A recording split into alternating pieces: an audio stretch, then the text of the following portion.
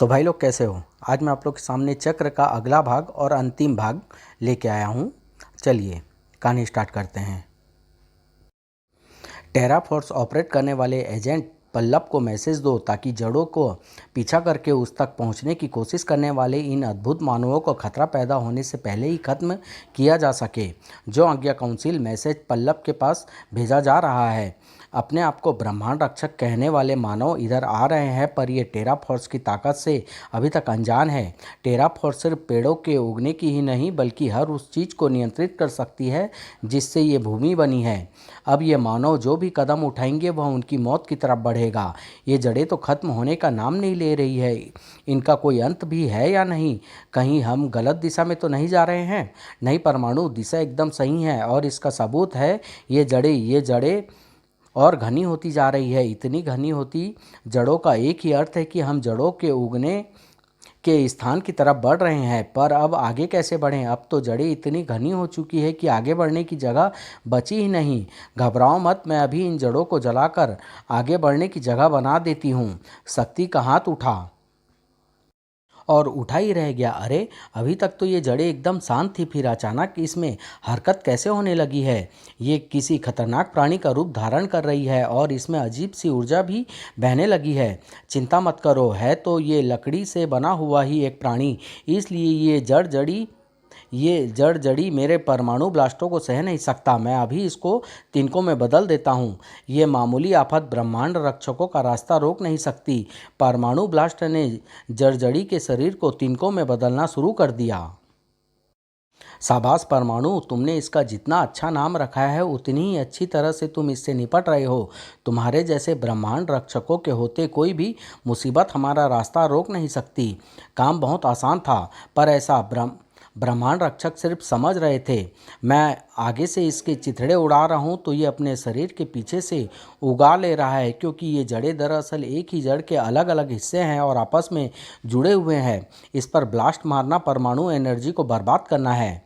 तो फिर मुझको अपनी उष्मा शक्ति का प्रयोग करने दो। मेरी उष्मा लोहे तक को पिघला सकती है, फिर ये लकड़ी भला क्या चीज़ है? शक्ति की उष्मा लहरें जड़जड़ी के शरीर से टकराई और लकड़ियाँ दहक उठी। तुम्हारे परमाणु ब्लास्ट का असर इन जड़ों के एक हिस्से तक ही था, पर मेरी उष्मा लहरें जड़ों के हर हिस्से को लपटों में लपेट देगी। शक्ति का वार जड़जड़ी को नुकसान तो जरूर पहुंचाने वाला था, लेकिन उससे कहीं ज़्यादा नुकसान ब्रह्मांड रक्षकों को होने वाला था। ओफ, रोको अपनी उष्मा को। शक्ति इस सुरंग में धुआं भरने से दम घुट रहा है और लपटें यहाँ पर मौजूद रही सही ऑक्सीजन को भी खींच ले रही है। ओफ, फिर हम और क्या कर सकते हैं? मर सकते हैं। पल्लव के रहते टिब्बासियों की जान पर कोई आँच नहीं आ सकती। ये तो गए, अब इस तरह बढ़ रहे दूसरे ब्रह्मांड रक्षकों को भी टेरा पावर का स्वाद चखा दिया जाए। ब्रह्मांड रक्षकों की दूसरी टीम अभी तक सलामत थी। शुक्रिया नागराज, अब कम से कम आगे बढ़ने की जगह तो बनी। उम्मीद है कि अब हमारी मंजिल ज़्यादा दूर नहीं होगी। मैं एक आश्चर्यजनक बात नोट कर रहा हूँ डोगा। प्रागैतिहासिक जीव सिर्फ जमीन के ऊपर ही नजर आ रहे हैं, जबकि प्राचीन समय में भी जमीन के नीचे रहने वाले खतरनाक प्राणियों की कोई कमी नहीं थी। अरे, ये आवाज़ कैसी थी? लकड़ी के टूटने और कुछ चबाने की आवाज़ है नागराज। सूखी लकड़ी टूटी है, यानी कोई मेरे जहर से सूखी जड़ों को चबा रहा है, मेरे जहर को पचा रहा है। और वो कोई अब हमको खाने के लिए आ रहा है। मुझे लगता है कि तुम्हारी ज़मीन के नीचे प्रागैतिहासिक जीव को देखने की इच्छा पूरी हो गई है नागराज। पर ये है क्या चीज़? जो भी है डोगा, वह मेरे जहर को आराम से पचा सकता है। लगता है जैसे कि जहर ही उसका भोजन है, इसका मुख्य ऊर्जा स्रोत। और अगर ऐसा है तो इस पर जहरीले वार करके मैं इसकी ताकत को और बढ़ाऊंगा। यानी मैं इस पर जहरीले वार नहीं कर सकता। खतरा इससे भी कहीं बड़ा है नागराज। अगर जहर इसका भोजन है तो वह तुम्हारे अंदर भरपूर है। इसका मतलब तुम इसका भोजन हो, इसका मुख्य निशाना। इसलिए पीछे हटो और डोगा को इसे फाड़ने दो। बारूद का वह धमाका दीवार तक में भेद कर सकता था, दीवार तक में छेद कर सकता था। लेकिन दीवार उस प्राणी के शरीर के मुकाबले शायद कम मजबूत थी। ओह, इसकी खाल तो बुलेट प्रूफ है। ये तो चलता फिरता टैंक है नागराज, और यहाँ पर इससे बचने के लिए जगह भी नहीं है। इससे बचने की ज़रूरत नहीं है डोगा, और मेरे नाग इसको जड़ों से जकड़ देंगे और फिर मैं इसके शरीर में मौजूद जहर को चूसकर इसको शक्तिहीन कर दूंगा। कुछ ही पलों बाद वह जहरीला टैंक जड़ों से नागबंधनों के द्वारा बंधा हुआ था। अब मैं इसमें मौजूद जहर को चूस लूंगा। नागबंधन तो काफ़ी मजबूत थे, लेकिन जड़ें उतनी मजबूत नहीं थी। इच्छाधारी शक्ति न होती तो मैं कभी न बचता। नागराज तो गायब होकर बच सकता था, लेकिन अपनी गंध को गायब नहीं कर सकता था। ओफ, इसने तो मुझको सामान्य रूप में आते ही किसी चिपचिपे पदार्थ के घोल में कैद कर दिया है, जैसे कुछ सरीसृप कीड़ों को पकड़ने के लिए करते हैं। लाट टपकता वह खतरनाक मुंह नागराज को निगल गया होता। अगर डोगा का वह वार उस मुंह के दूसरी तरफ न मोड़ देता। नागराज, बाहर निकलने की कोशिश करो, मेरे वार इसको ज़्यादा देर तक रोक नहीं पाएंगे। मैं कोशिश कर रहा हूँ डोगा, पर चिपचिपा होने के कारण ये खोल फट नहीं पा रहा है, और बदन से चिपका होने के कारण ये इच्छाधारी रूप में भी मेरा पीछा नहीं छोड़ रहा है। फिर तो मुझे ही कुछ करना होगा। मुझे निगल, खा ले मुझे। डोगा इसका ध्यान अपनी तरफ खींच रहा है, यह खतरनाक हो सकता है। डोगा, ऐसा मत। ओफ, देर हो गई। ये जीव डोगा को साबुत निगल गया है। ये भी गए। अब मैं टेरा पावर को फिर से डिफेंस मोड पर डाल सकता हूँ। मानव बंदर बनते जा रहे थे और नए नए प्रागैतिहासिक जीव प्रकट होते जा रहे थे। ये विनाश तभी रुक सकता था जब ब्रह्मांड रक्षक अपने खुद के विनाश को रोक पाते। जमीन के नीचे ये प्लास्टिक का पाइप, क्या यह हमारी मदद कर सकता है? शायद कर सके, पर पहले मुझको अपनी स्थिति का पता लगाना पड़ेगा। कुछ ही पलों बाद शुक्र है हमारी सैटेलाइट अभी भी काम कर रही है और इससे मुझको स्थिति का पता चल गया।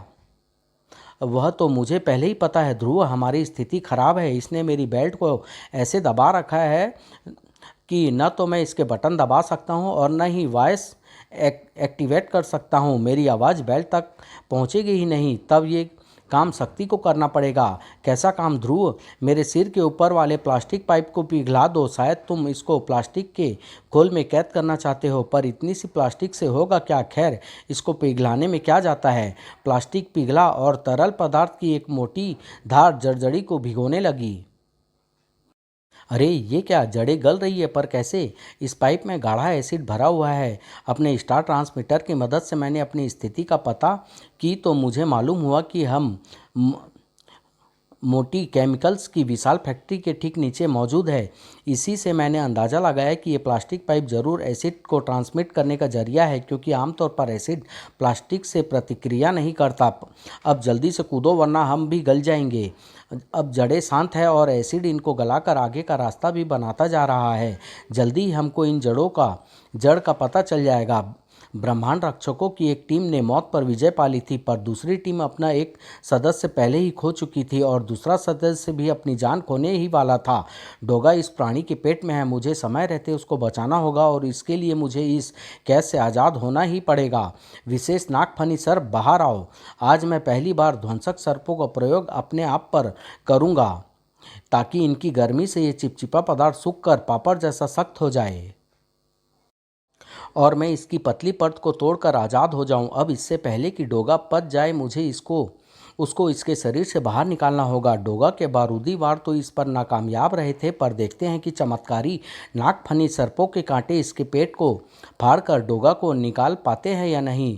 गुड, इसका पेट पर खरोंचें पड़ रही है। अगर इन खरोंचों पर ही बार बार वार किया जाए तो इसका पेट फट भी सकता है। इसका पेट तो अपने आप ही फट गया, पर कैसे? डोगा, तुमने किया ये धमाका? हाँ नागराज, बाहर से इसका पेट नहीं फट रहा था तो मैंने सोचा कि अंदर से कोशिश करूं। बस अंदर जगह जरा तंग थी, बंदूक सीधी करने में टाइम लग गया। तुम भी बस कमाल हो डोगा। लोगों को मौत से डर लगता है, पर मौत को शायद तुमसे डर लगता होगा। मौत को लगे ना लगे नागराज, पर इस प्राणी को डोगा से जरूर डर लगेगा, जिसने प्रकृति का चक्र पलटकर मानवों का विनाश करने की कोशिश की है। वह प्राणी पल्लव ज़्यादा दूर नहीं था। अब हमारी मंजिल ज़्यादा दूर नहीं है। सिर्फ आधे घंटे में हमारी मंजिलें हमारे सामने होगी और 2 लाख टिब्बासियों को एक नई जिंदगी मिल जाएगी। नए ग्रह पर एक नई जिंदगी, और टिब्बावासियों को वह जिंदगी मिलेगी पृथ्वी की पूरी सभ्यता का विनाश करके। मानवों से जान मांगोगे तो हंसकर जान दे देंगे, पर अगर ज़बरदस्ती छीनोगे तो तुम्हारी जान ले लेंगे। ब्रह्मांड रक्षक, तुम बच गए, तुम सब बच गए, पर कैसे कैसे? खैर, तुम्हारी जान लेना हमारा मकसद नहीं है। वापस चले जाओ और अपनी जानें बचा लो। छोटा मुंह और बड़ी बात, मानव के रूप में भी तुम बुद्धिमत्ता में हमारी बराबरी नहीं कर सकते थे। समझ लो कि बात तुमने हमसे नहीं बल्कि हमने तुमसे कही है, और अब तो तुम्हारी बुद्धि और भी ज़्यादा कमज़ोर है। फिर भी उसे ठिकाने तो लगाना ही पड़ेगा। सबों को ज़मीन में दफनाते हो ना। ज़मीन उसको अंदर अपने अंदर मिलाने में कुछ महीने का वक्त लेती है, पर टेराफॉर्स से एन एंजाइल्ड होने के बाद ये ज़मीन गलाने का काम कुछ ही पलों में कर देगी। दूसरी दुनिया मुबारक हो। पोशाकें कुछ पलों तक तो हमको बचा लेगी, पर उसके बाद क्या होगा? ये मिट्टी तो हमको मिट्टी बनाने के बाद ही छोड़ेगी। इच्छाधारी शक्ति भी मुझे बचा नहीं पाएगी, क्योंकि ये मिट्टी मेरी खाल के अंदर घुस चुकी है। मेरे साथ साथ यह भी इच्छाधारी शक्ति के क्षेत्र में आकर इच्छाधारी कणों में बदल जाएगी। कुछ ही देर बाद मैं यहाँ से रवाना हो जाऊंगा, क्योंकि तब तक मेरा काम पूरा हो चुका होगा और तुम्हारा काम तमाम हो चुका होगा।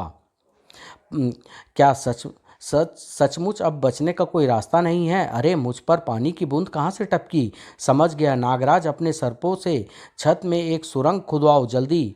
पर उससे होगा क्या? खैर, जिंदगी में पहली बार छत में सुरंग खोद रहा हूँ। अब अब तक तो जमीन में ही खोदी है। और उनसे ग्लग, ओफ, ये क्या है? राजनगर की इंद्र झील का पानी है ये नागराज। छत से पानी की बूंदें टपकती देखकर जब मैंने जमीन के नीचे अपनी स्थिति का अनुमान लगाया तो मुझे आभास हुआ कि हम इंद्र झील के नीचे हो सकते हैं, और इस आभास को यकीन में तुमने बदल दिया।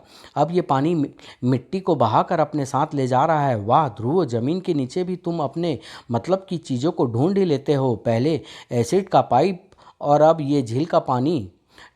टेरा मशीन को ये पानी कबाड़ में बदल रहा है, और मैं यहाँ पर रुक कर और कुछ नहीं कर सकता। मुझको जाना ही होगा। पल्लव को वापस बुलाना होगा। पोर्टेस पोर्टेशन रे को एक्टिवेट करने का आदेश दे काउंसिल। सिर्फ पल्लव को ही नहीं, इन सब को यहाँ पर बुलाना होगा। हम अपनी मंजिल के काफ़ी करीब है। इन ब्रह्मांड रक्षकों को पृथ्वी पर छोड़कर हम कोई खतरा मोल नहीं लेना चाहते, पर काउंसिल, उनको यहाँ पर बुलाकर हम कहीं खतरे को बढ़ा तो नहीं लेंगे? अगर कहीं उन्होंने हमारी स्पेसशिप में गड़बड़ी कर दी तो? कोई गड़बड़ी नहीं होगी, मैंने पूरा इंतजाम कर रखा है। उनको भी यहीं पर टेलीपोर्ट करो। आदेश का पालन होगा काउंसिल। अब ये हमको बताएगा कि इस षड्यंत्र के पीछे इनका क्या मकसद है। शायद नहीं, क्योंकि ये गायब हो रहा है। कुछ गड़बड़ है। सिर्फ यही नहीं, हम सभी गायब हो रहे हैं। पर हम सब जा कहाँ रहे हैं? ब्रह्मांड रक्षकों को जवाब जल्दी ही मिल गया। ये हम कहाँ आ गए हैं? ये जरूर इन परग्रहियों का शहर है, लेकिन यहाँ पर तो किसी की परछाई तक नज़र नहीं आ रही है, इमारतों की परछाइयों के अलावा। ये उन परग्रहियों की चाल है। उन्होंने हमको टेलीपोर्ट करके शायद अपने वीरान ग्रह पर पहुँचा दिया है। वे चाहते हैं कि हम यहीं पर भटकते रह जाएं और वे पृथ्वी पर मानव का विनाश कर दे। हमको यहाँ से बाहर निकलने का रास्ता ढूंढना ही पड़ेगा, जल्दी। काउंसिल की चाल सफल हो गई थी। आपकी सोच पर पहले मुझे भरोसा नहीं था काउंसिल। अब मैं शर्मिंदा हूँ। आप ब्रह्मांड के सबसे बुद्धिमान प्राणी हैं। ये बात तब कहना जब हम टिब्बासियों को नया जीवन दे सके। अब पृथ्वी पर ध्यान दो। पल्लव का टेरा पावर बीच में रुक जाने के कारण हमारा काम धीमा जरूर पड़ गया है, लेकिन अब मंजिल कुछ ही मिनटों की दूरी पर है।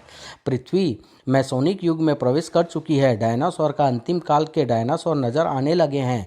जल्दी ही वह समय भी आ जाएगा जब हमको दिखेगा वह बेशकीमती डायनासोर जिसको पृथ्वीवासी कहते हैं, टायरोनोसोरस रेक्स। मानव जाति संपूर्ण विनाश की मोड़ तक पहुंच गई थी, और ब्रह्मांड रक्षक न जाने कहाँ पर फंसे हुए थे और वहाँ से बाहर निकलने का रास्ता ढूंढ रहे थे। हम रास्ता ढूंढ ढूंढ कर थक गए हैं। इस शहर में एक चूहा तक नहीं है, और इस शहर का तो कोई अंत भी नहीं नज़र आ रहा है। लगता है जैसे कि यह शहर इस पूरे ग्रह पर फैला हुआ है। बहुत दौड़ लिए हम, कीमती पल एक एक करके बेकार हुए जा रहे हैं। मैं ऊपर से जाकर देखता हूँ, शायद कोई रास्ता नज़र आ जाए। मैं इस ग्रह के वातावरण की आखिरी परत तक आ गया हूँ। यहाँ से भी इस शहर का कोई अंत नज़र नहीं आ रहा है, और मेरा बायो स्कैन बता रहा है कि हजारों किलोमीटर लंबे और चौड़े इस महानगर में सिर्फ 4 जीवित प्राणी हैं, सतह पर मौजूद 4 ब्रह्मांड रक्षक। सॉरी फ्रेंड्स, यह शहर सचमुच पूरे ग्रह पर फैला है और एकदम वीरान है। अब तो एक ही रास्ता बचता है, हमको अंतरिक्ष के रास्ते से पृथ्वी पर पहुंचना होगा। हम सभी अंतरिक्ष में नहीं जा सकते परमाणु। अगर यहाँ पर कोई अंतरिक्ष यान जैसी चीज़ मिल जाए तो हम कोशिश ज़रूर कर सकते हैं।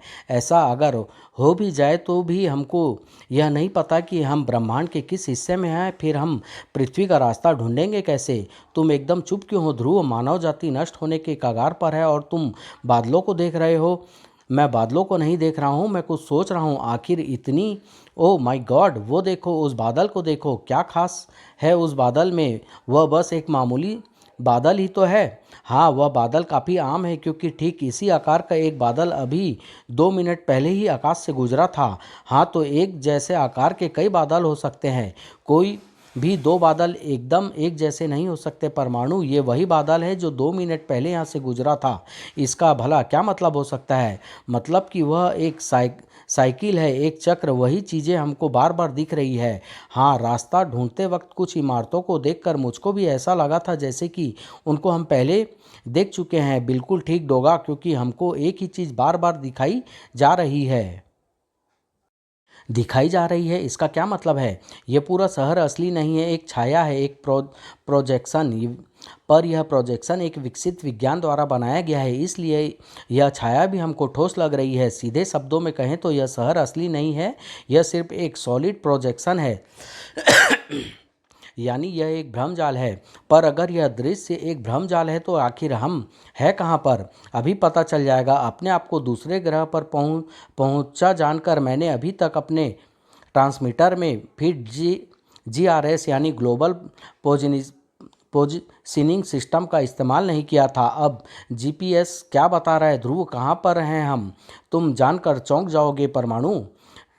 टिब्बासियों ने ब्रह्मांड रक्षों पर नज़र रखने की जरूरत तक नहीं समझी थी। उनका पूरा ध्यान पृथ्वी पर था। अब टाइनोसॉरस रेक्स किसी भी समय धरती पर प्रकट हो सकता है। एक्सप्लोरर टीम को पृथ्वी की सतह पर जाने की इजाज़त दीजिए काउंसिल। ठीक है, टेलीपोर्टेशन 20 को तैयार करो। हमारी टीम पृथ्वी पर जाकर उस डायनासोर की स्थिति का पता लगाएगी और फिर हम टेलीपोर्टेशन 20 के द्वारा उसको ऊपर खींच लेंगे। तो यह है तुम्हारी मंजिल, पृथ्वी का एक प्राचीन सरीसृप टाइनोसॉरस रेक्स। क्या करोगे तुम इनका? किसी अंतर्राष्ट्रीय चिड़ियाघर में रखोगे क्या? ब्रह्मांड रक्षक, तुम सब यहाँ पर? असंभव। वीरान नगर से तो आज तक कोई भी आज़ाद नहीं हो पाया था। तुम कैसे निकले तुम सब वहाँ से? एक बार जब हम यह समझ गए कि वह शहर सिर्फ एक सॉलिड प्रोजेक्शन है तो हमने सैटेलाइट से अपनी स्थिति का पता किया और हम यह जानकर चौंक गए कि हम अपनी सैटेलाइटों के एकदम करीब थे, अंतरिक्ष में। यह जानने के बाद यह समझना मुश्किल नहीं था कि हम अंतरिक्ष में सिर्फ एक ही स्थान पर हो सकते हैं, परग्रहियों की स्पेसशिप पर। अब सवाल था कि उस वीरान नगर से बाहर कैसे निकला जाए। प्रोजेक्शन का ठोस होना हमको रास्ता ढूंढने से रोक रहा था, लेकिन जहाँ पर प्रोजेक्शन होता है वहाँ पर प्रोजेक्टर का होना भी जरूरी था और चारों तरफ एक समान प्रक्षेपण यानी ट्रांसमिशन करने के लिए प्रोजेक्टर का बीच में रखा होना जरूरी है। बस हमने प्रोजेक्टर को ढूंढ निकाला और उसको नष्ट किया और अपने अंदाजे के ही मुताबिक अपने आप को इस यान में पाया। अब तुम बताओ क्या चाहते हो? तुम डायनासोर को या उसकी आड़ में तुम मानवों का विनाश करके पृथ्वी पर कब्जा करना चाहते हो? अरे घबराओ मत, तुम्हारे सभी सवालों के जवाब मैं दूंगा, लेकिन अपनी शर्तों पर। यह जेली फोर्ट है, इसमें मौजूद हवा के बुलबुले तुमको मरने नहीं देंगे और जेली तुम्हारी किसी भी शक्ति को बाहर निकलने नहीं देगी। और हाँ, खुद निकलने की तो कोशिश भी मत करना। यह जेली हर जैविक पदार्थ को गला सकती है एक पल में। अब मैं तुमको बताता हूँ कि हम महान ज्ञानी टिब्बासियों को तुम क्षुद्र मानव को तुच्छ ग्रह पृथ्वी तक क्यों आना पड़ा। हम टिब्बासी ऊर्जा से जीने वाले प्राणी हैं और यह ऊर्जा हम खुद अपने शरीर के अंदर पैदा करते हैं। एक टिब्बासी इतनी ऊर्जा पैदा कर सकता है जितनी कि तुम्हारा एक महानगर पूरे एक साल में खर्च करता है। इस कारण हम लगभग अमर हैं। हमारी आयु तुम्हारे समय के अनुसार लाखों करोड़ों वर्षों की होती है। बेपनाह आयु होने के कारण हमने विज्ञान में बेहिसाब तरक्की की, अपने आप को विधाता समझ बैठे। परंतु पिछले कुछ समय पहले हमारी यह सोच भंग हो गई। एक अनजान विषाणु ने हमारे शरीर पर हमला किया और हमारी ऊर्जा को नष्ट करने लगा। पहले मौत हमारे ग्रह पर कभी कभी घटने वाला हादसा होती थी, पर ऊर्जा के नष्ट होने से देखते ही देखते कई टिब्बासी काल के गाल में चले गए। तब हमारे विज्ञान ने हमारी मदद मदद की। हमने विषाणु को मारने वाली दवा का फार्मूला ढूंढ लिया, पर लाख कोशिशों के बावजूद भी हम वह दवा नहीं बना पाए। प्रयोगों में हमेशा कुछ ना कुछ गड़बड़ हो जाती थी। तब हमने स्पेक्ट्रोमीटर के जरिए ब्रह्मांड के ग्रहों को छानना शुरू किया। इससे हमको ऐसे ग्रहों का पता चला जहाँ पर उस दवा में मौजूद तत्वों से बनी कुछ चीज़ें थी। हमने उन ग्रहों पर उन चीज़ों को सैंपल लाने के लिए तेज गति से चलने वाले छोटे यान भेजे। उन ग्रहों में एक ग्रह पृथ्वी भी थी। उस वक्त पृथ्वी पर डायनासोर युग चल रहा था और उस दवाई के सभी तत्व एक सरीसृप टाइनोसोरस रेक्स के मांस में मौजूद थे। पर यह पता करना जरूरी था कि वे सभी तत्व सही मात्रा में है या नहीं। इसलिए बाकी ग्रहों को अन्य चीज़ों के साथ साथ हम सरीसृप के मांस का सिर्फ एक सैंपल ही पृथ्वी से ले गए और चमत्कार हो गया। सरीसृप के मांस से बनी दवा ने विषाणु को नाश कर दिया। दवा हमको मिल चुकी थी, पर पूरे ग्रह को ठीक करने के लिए दवा भारी मात्रा में चाहिए थी। पर विषाणु के कारण फैली बीमारी अब घातक स्तर पर पहुंच चुकी थी। इन्फेक्शन से ग्रस्त टिब्बासियों के पास ज़्यादा वक्त नहीं था। इसलिए हमने तय किया कि दवा को टिब्बासी लाने के बजाय जिंदा बचे 2 लाख टिब्बासियों को ही दवा के पास तक ले जाया जाए। हमने जैसे कुछ टिब्बासी अभी भी काफ़ी हद तक स्वस्थ थे। हमने अपनी सबसे बड़ी शिप को तैयार किया और 2 लाख टिब्बासियों को उसमें लेकर हम पृथ्वी की तरफ चल पड़े।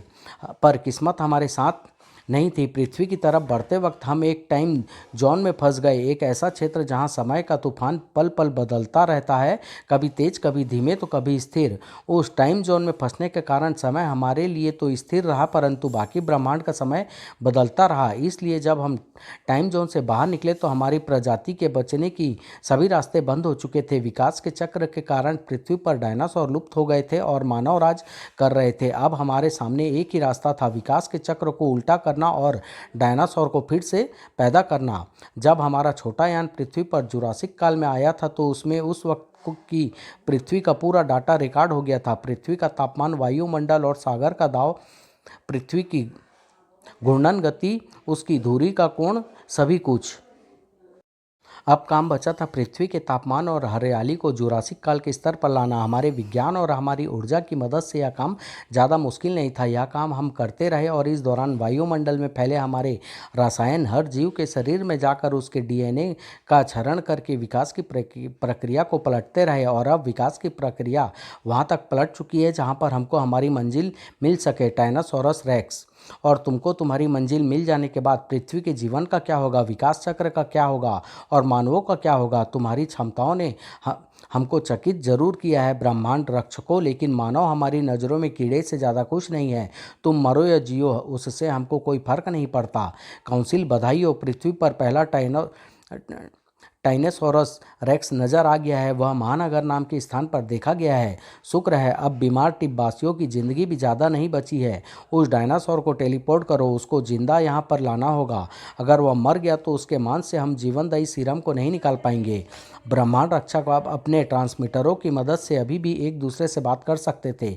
इनको ऐसा करने से रोकना होगा, हाँ, वरना अगर ये कामयाब हो गए तो मानव खत्म हो जाएंगे। पर हम क्या करें, ना हम टेलीपोर्ट से बाहर निकल सकते हैं और न ही हमारी शक्तियाँ। एक रास्ता है इनको रोकने का, अगर इनको डायनासोर जिंदा न मिले तो ये फेल हो जाएंगे। पर ऐसा होगा कैसे, ये काम तुम करोगे नागराज। महानगर में मौजूद तुम्हारे जासूस सर्प करेंगे। ये डायनासोर को विष दंश से मार सकते हैं, उनसे संपर्क करो। ऐसा तभी हो सकता है जब उन पर उल्टे विकास चक्र का असर ना पड़ा हो। वे सामान्य सर्प नहीं है नागराज, तुम्हारे शरीर से पैदा होने वाले सर्प हैं। शायद इस कारण उनके डीएनए का इतना तेज क्षरण न हुआ हो सकता है। कोशिश करने में कोई नुकसान नहीं। जेलीफोर्ड मानसिक तरंगों को रोक नहीं सकता था और न ही डीएनए में हो रहा बदलाव स्वामी भक्ति की भावना को रोक सकता था। नागराज के सर्पों में बदलाव जरूर आया था, लेकिन अभी भी नागराज के आदेश का पालन करना उनका पहला फर्ज था। टेलीपोर्टेशन बीम में घिरता टाइनोसोरस रेक्स साथ ही साथ नागराज के सर्पों से भी घिरता चला गया और उसके शरीर में दर्जनों विष दंशों का विष भरता चला गया। डायनासोरस के स्पेसशिप में टेलीपोर्ट होने से टिब्बासी खुश तो जरूर हुए, हम सफल हो गए। मौत को हराने का उपाय अब हमारे पास है, लेकिन यह खुशी क्षणिक थी। मौत इसको पहले ही हरा चुकी है। काउंसिल, यह मर चुका है, पर कैसे? ये सांप ये विष दंश से मरा है और ये काम सिर्फ एक ही मानव का हो सकता है। नागराज का अब इसमें से कोई भी जिंदा नहीं बचेगा। बुलबुले छोटे हो रहे हैं, हमको गलाने वाली जेली हमारे करीब आ रही है। काउंसिल, अमेरिका में एक दूसरे डायनासोर का पता चला है, उसको तुरंत यहाँ टेलीपोर्ट करो। तब तक मैं इसकी दूसरी दुनिया में टेलीपोर्ट करता हूँ, पर जल्दी करो, हमारे पास और दूसरे डायनासोर को ढूंढने का समय नहीं है। अब इसको कैसे रोके? अमेरिका में तो मेरे सांप भी नहीं है। शक्ति, उष्मा शक्ति का प्रयोग करो। पर उसका क्या फ़ायदा? हमारी शक्तियाँ तो पार जा ही नहीं सकती। शक्तियों को पार जाना भी नहीं है, वरना गड़बड़ हो जाएगी। मैं समझी नहीं, लेकिन फिर भी अगर तुम चाहते हो तो ऐसा ही होगा। शक्ति की उष्मा से होगा क्या ध्रुव? बुलबुले को की हवा गर्म होकर फैलेगी। पहले हमारे सारे बुलबुले एक साथ जुड़ेंगे, फिर प्रकृति की शक्ति और टिब्बासी ऊर्जा में टकराव होगा, और टिब्बासी प्रकृति की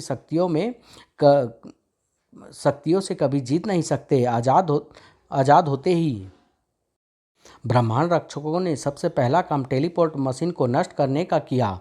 ओह नहीं, तुमने हमारी करोड़ों वर्षों की योजना को चौपट कर दिया। अब टिब्बासी नहीं बचेंगे, खत्म हो जाएगी टिब्बासी प्रजाति, लेकिन मानव भी नहीं बचेंगे। कुछ नहीं बचेगा पृथ्वी पर। अब शायद पृथ्वी पर हमको टाइनासोरस रेक्स ना मिले, लेकिन मानव भी नहीं मिलेंगे। कंट्रोल सेट हो चुके हैं। अब जब कई किलोमीटर लंबी और चौड़ी यह शिप धरती से टकराएगी तो पूरी पृथ्वी पर जीवन नष्ट हो जाएगा।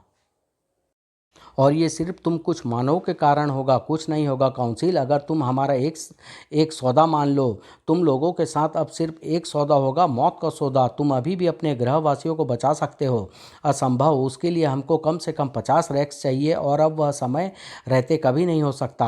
हो सकता है अगर तुम डीएनए का क्षरण करने वाले रसायनों को पृथ्वी के वातावरण से नष्ट कर दो। तुम मुझसे झूठ बोल रहे हो, चाल चलकर मानव को बचाना चाहते हो। अब हमको एक दो डायनासोर तो मिल सकते हैं, लेकिन 50 कभी नहीं। क्लोनिंग के बारे में कभी सुना है? क्लोनिंग, यह क्या होता है? किसी भी प्राणी के डीएनए से पूरा प्राणी बना सकता है विज्ञान। तुम्हारे पास एक डायनासोर का सैंपल है ना, उसमें से डीएनए निकाल कर तुम जितने चाहो उतने डायनासोर बना सकते हो। हमारे पास ऐसी कोई तकनीक नहीं है, क्योंकि तुमको कभी ज़रूरत ही नहीं पड़ी। तकनीक हमारे पास है क्योंकि आवश्यकता ही आविष्कार की जननी होती है। क्या सचमुच ऐसा हो सकता है? मानवों के पास एक ऐसी तकनीक है जो हमारे पास नहीं है और जो हमारी जान बचा सकती है। मानवों को अपने से कम समझना हमारी भूल थी, बल्कि तुम सबसे मिलकर तो ऐसा लगता है जैसे मानव कई क्षेत्रों में टिब्बासियों से भी आगे है। सौदा पक्का। और फिर कुछ ही देर बाद समय पर दवा बनाई गई और अब सभी टिब्बासी स्वस्थ हो गए हैं। ब्रह्मांड रक्षकों, तुम्हारी तकनीक और हमारे विज्ञान ने जब हाथ मिलाया तो कुछ ही देर में समस्या सुलझ गई, और वह भी बिना किसी लड़ाई झगड़े के। अधिकतर मतभेद बातचीत से ही सुलझते हैं काउंसिल, झगड़े से कभी नहीं। पृथ्वी के वातावरण से हमने डीएनए का क्षरण करने वाले रसायनों को हटाकर ऐसे रसायनों को फैला दिया है जो डीएनए को फिर से विकास की प्रक्रिया की तरफ ले जाएंगे। पर हमारी गलती से जो विनाश हो चुका है उसको बदल पाना हमारे वश से बाहर की बात है। कोई बात नहीं, हम कोई ना कोई ऐसा रास्ता जरूर ढूंढ लेंगे जो पृथ्वी को वापस उसकी वर्तमान अवस्था में ले आए। अब हमको विदा दो ब्रह्मांड रक्षकों, जब भी मौका मिलेगा हम एक एहसान का बदला अवश्य चुकाएंगे। और फिर शाबाश शक्ति, ये काम और किसी ब्रह्मांड रक्षक के बूते की बात नहीं थी, लेकिन ज्वालामुखियों के रास्ते पृथ्वी के केंद्र में बढ़े द्रव्य को पृथ्वी की सतह पर लाकर पृथ्वी के घर्षण को कम करने का आइडिया तो तुम्हारा ही था। हाँ, हमारे शहरों को सामान्य अवस्था में आते आते थोड़ा समय और लगेगा ध्रुव। हम मानवों ने कई आपदाओं से लड़कर उन पर विजय हासिल की है नागराज, आज भी हम ऐसा ही करेंगे। पहले मेरी आपदा दूर करो। कहानी तो अभी भी वहीं की वहीं है जहाँ से शुरू हुई थी। अरे, सीना को मैं विनय के रूप में कैसे पटाऊँ? समाप्त।